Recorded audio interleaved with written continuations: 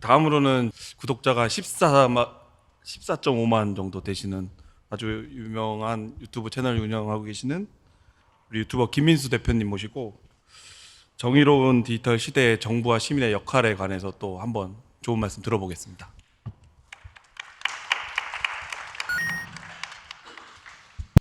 용진!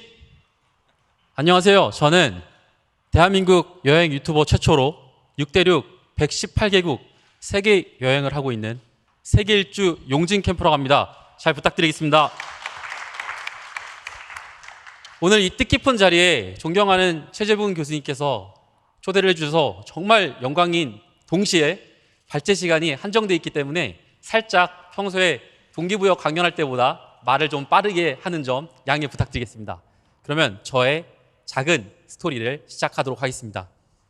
제가 오늘 여러분에게 던지고자 하는 화두는 큰 사회적 이슈가 되었던 뒷광고가 아닌 바로 뒷트래픽입니다.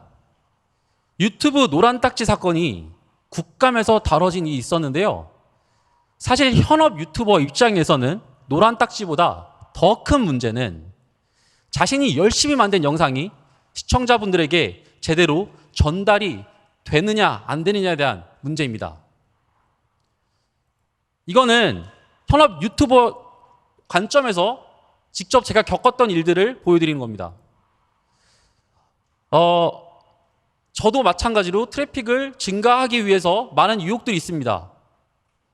지금 보시는 것처럼 수천 대의 컴퓨터로 1컴 1IP 1계정으로 운영되고 있습니다 하면서 연락이 옵니다. 컴퓨터가 여러 대가 있고 수많은 유튜브 계정이 있다고 이걸로 트래픽을 만들어준다고 합니다. 일정 기간은 무료 체험을 해볼 수 있다고 합니다. 많은 유튜버 분들께서 이런 유혹에 빠질 겁니다. 그리고 여러분이 흔히 아시는 크몽이라는 사이트만 들어가 보시면 유튜브의 영상 추천 로직을 자기들이 잘 알고 있으니 돈을 주면 영상 노출도를 올려주겠다. SEO를 조작해주겠다. 사람들이 많이 볼 수 있도록 좋아요 숫자를 조작해주겠다. 조회수를 조작해주겠다. 조회수가 여러분 늘어나면 당연히 여러분도 조회수가 많은 영상을 클릭해서 보시지 조회수가 적은 영상 클릭 안 하시죠. 마찬가지입니다. 조회수를 늘려서 사람들한테 혹하게 만들어서 노출당 클릭률을 높여주겠다. 그러면 유튜브 로직이 또 개선되지 않냐. 이런 유혹을 합니다. 또 유튜버분들은 이런 메일도 받습니다. 제가 받은 실제 메일입니다. 댓글을 수작업으로 써주는데 무료 체험을 해보래요. 여기 보면 여러 규모 있는 유튜버분들이 꾸준히 사용하고 있다고까지 광고를 합니다. 이 자리에서 밝히건대 저는 단 한 번도 이런 정의롭지 못한 프로그램을 사용해 본 적도 없고 무료 체험 프로그램도 단 한 번도 사용해 본 적이 없습니다. 왜냐? 이런 곳에서 돈을 사용하게 된다면 돈을 사용하지 않고 정정당당하게 컨텐츠로 승부하는 수많은 크리에이터 분들에게 피해가 되는 겁니다. 그리고 돈의 논리에 좌우된다면 제가 생각컨대 우리의 사회 정의는 요원의 질이라고 봅니다. 저는 청년 창업사관학교를 통해서 중소기업진흥공단에서 1억을 지원을 받았어요. 마지막에 제 사업비가 2,500만 원이 남았습니다. 어떤 유혹이 들어왔냐 그 당시에. 제가 청년 창업사관학교 3기였는데 그 남은 돈을 사업비를 집행해주면 외주업체에서 자기들이 너에게 70%를 페이백 해주겠다. 저는 그게 정의롭지 않다고 생각했기 때문에 거절했습니다. 당연한 겁니다. 그런데 그분들이 하는 얘기는 뭐냐면 알게 모르게 정부 돈이 눈먼 돈이기 때문에 그런 것들이 페이백되고 있다. 이런 것들을 들으면서 제가 느낀 거는 이런 정의롭지 못한 사회에 나라도 그리고 우리가 외치는 우리들이라도 정의롭게 한 단계 한 단계 발걸음을 내딛어야 되겠다는 다짐을 했었습니다. 그리고 저는 절대 후회하지 않습니다. 감사합니다. 네.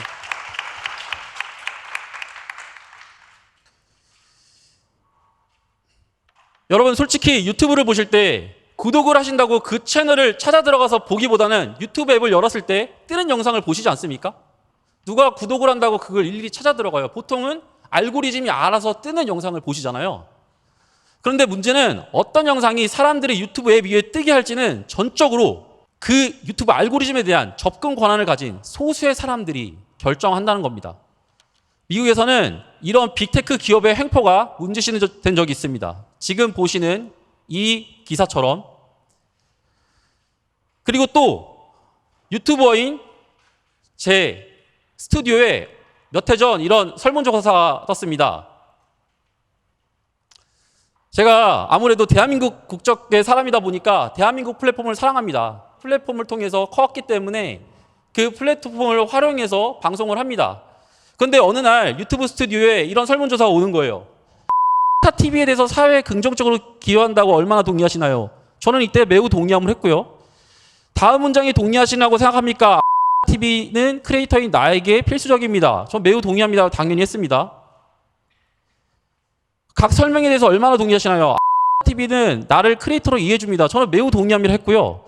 다른 각 플랫폼에 대해 가장 잘 설명한 항목 무엇입니까?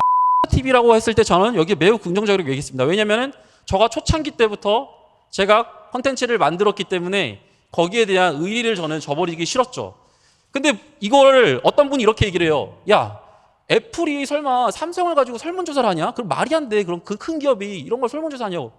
그래서 저는 이거를 실제로 보여줬어요. 왜냐? 저는 생방송을 하는 사람이기 때문에 보여드리겠습니다. 제가 당시에 덴마크를 여행하고 있었습니다. 또 이게 지금 왔어 저한테. 이거를 나한테 또 물어봐. 유튜브 공정성 설문조사 이 덴마크 변방 어딘가에서 생방송 중이었습니다. 유튜브 스튜디오를 들어왔더니 자 이거를 내가 촬영을 할게요. 저걸로 촬영해볼게요. 왜냐면 이거 그냥 그대로 보여드릴게요 여러분한테. 왜냐면 이거 우리는 투명하잖아. 우리 다 투명하게 보여주는 세상을 보여드리는 거니까. 볼게요. 자, 그럼 이렇게 플랫폼 물어보니까 난 질문을 받지 않아도 칭찬하고 있잖아. 솔직하게. 그럼 질문을 받지 않아도 칭찬한다고 해. 그치, 물어봐요. 이게 저가 이거를 1년 반 전에 조사를 해가지고 TV를 되게 옹호하게 많이 했었거든요. 근데 그 다음에 90% 60%가 추천 영상 비율이었는데 영상들이 그 평균이 이거 한 다음에 한 1주인가 2주 정도 지난 다음에 갑자기 급격하게 추천 영상 비율이 확 떨어졌어요. 제 유튜브 스튜디오를 들어와서 얼마 전에 지나고 나서 보니까 트래픽 소스에서 추천 동영상이 갑자기 5%가 되는 겁니다. 원래 추천 영상 동영상 비율이 제가 한 50% 60%였었는데 이런 다음에 이 설문조사 이후에 한 몇 주가 지난 다음에 추천 동영상 비율도 확 줄고 트래픽이 노출되는 숫자도 거의 10분의 1로 급감이 됩니다.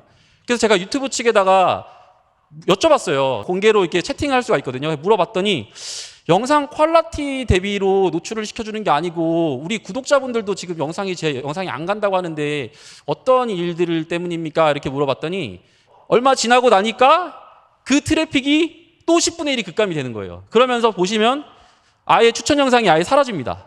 0%입니다. 그래서 10만이 노출되다가 갑자기 제가 이렇게 한번 항의하면 만 뷰가 노출이 되고 그러다가 또 한번 항의하면 1000뷰가 노출이 됩니다. 이런 걸 보면서 지금 보시면 아까 14만 5천의 구독자라고 하셨는데 아까 제가 말씀드렸던 그 3만 구독자, 5만 구독자인 친구들은 퍼포먼스를 내면서 자신들의 수익이 유튜브 광고 수익이 10배 아니면 지금은 100배. 여러분 최저시급 정말 부럽습니다. 최저시급 전혀 못 받고 있습니다. 저는 와이프가 있는 사람입니다. 가정을 부양해야 됩니다. 근데 그 부양의 의미를 저는 와이프가 당분간은 오빠 지금 강연 열심히 나가고 있고 그리고 대리기사를 열심히 하고 있으니 당분간 우리 한번 묵묵하게 한번 계속 열심히 해보자. 오빠 절대 포기하지 마. 아무리 이런 상황이 닥쳐더라도 절대 포기하지 말고 오빠가 포기하면 지는 거야. 저는 포기 안 하고 꾸준하게 지금도 영상을 올리고 있습니다. 그래서 이분들이 하는 말은 그거예요. 1년에 알고리즘이 수십 번에서 많게는 수백 번 개선되고 변경이 된다고 합니다. 근데 그 알고리즘을 자신들도 어떻게 할 수 없다. 기계가 하는 AI가 하는 거다. 근데 AI가 하는 걸 사람이 기술팀이 만지는 거 당연한 거 맞잖아요, 여러분. 기술팀이 그거를 건드릴 수 있는 거잖아요. 그리고 실제로 이런 얘기를 해요. 우리는 절대 블랙리스트가 없다. 근데 그 블랙리스트가 없다고 얘기하신 다음에 얼마 안 지나서 어떤 채널들이 폭파되더라고요. 제가 얼마 전에 이 방송국에서 하는 컨텐츠 여길 나가거든요. 여기에는 300만 구독자이신 분도 계시고 400만 구독자인 분도 계세요. 제가 당시에 올렸던 영상은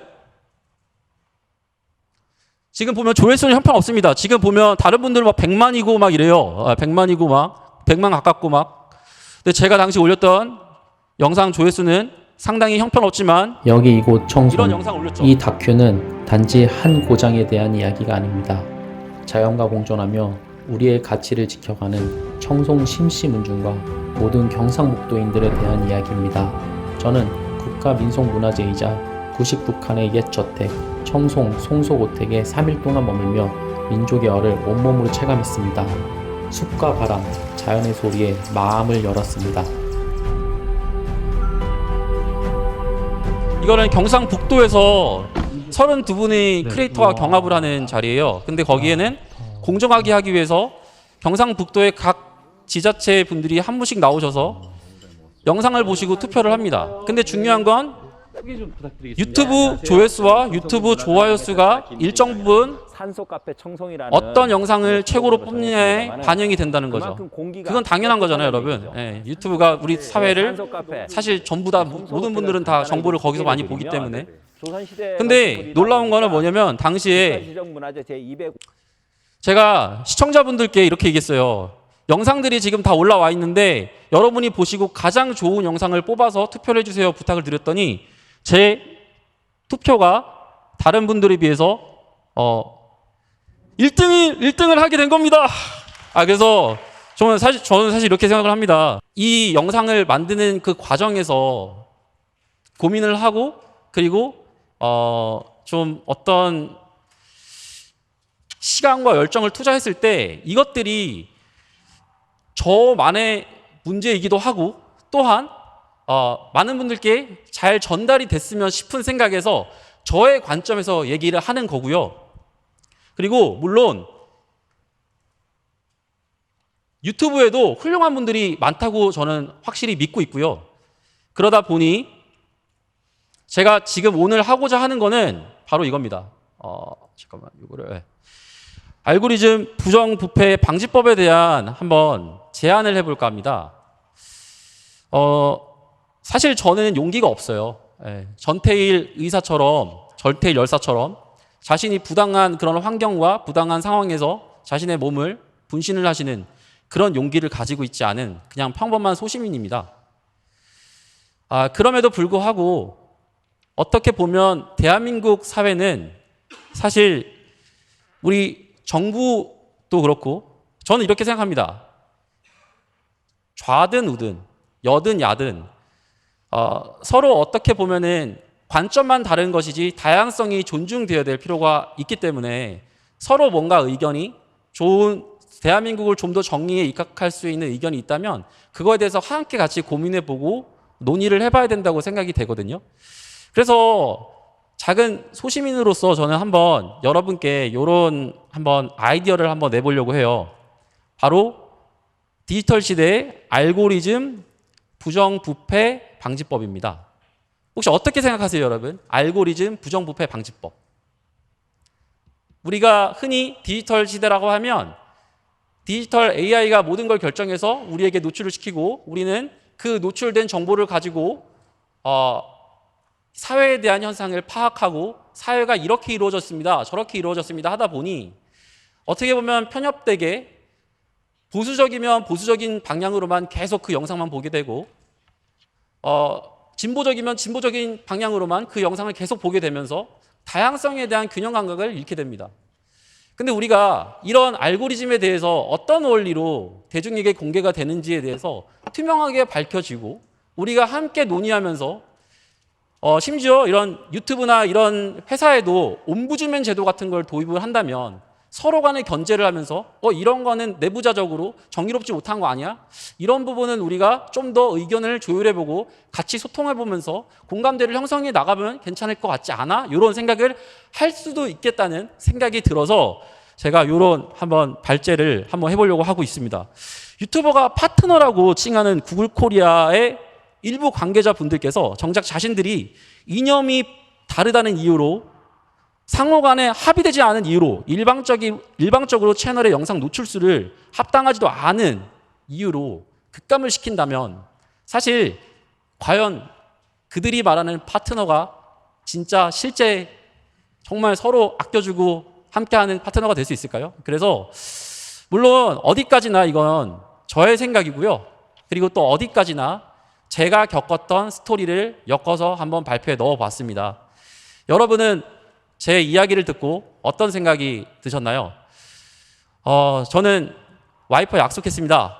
앞으로도 어떤 상황에서도 어떻게 내가 지금 정말 한 달에 여러분 대리기사를 안 하면 여행을 다시 못 갈 정도의 돈밖에 못 벌고 있지만 그 돈으로도 절대로 이 디지털 메커니즘을 놓지 않겠다. 앞으로도 계속 컨텐츠를 만들 거고 세계 여행을 할 거고 다음 주에는 이제 뉴질랜드를 또 떠납니다. 그래서 뉴질랜드를 또 가서 또 다양한 사람들과 국제 교류하는 거를 생방송으로 있는 그대로 세상의 모습을 있는 그대로 편집자 입장으로 부분만 발췌해서 그 부분만 보여주는 게 아닌 그냥 풀어놓고 투명하게 세상을 조명해 볼 수 있는 그런 세계 일주 용진 캠프로 열심히 성장해 나가려고 합니다. 감사합니다.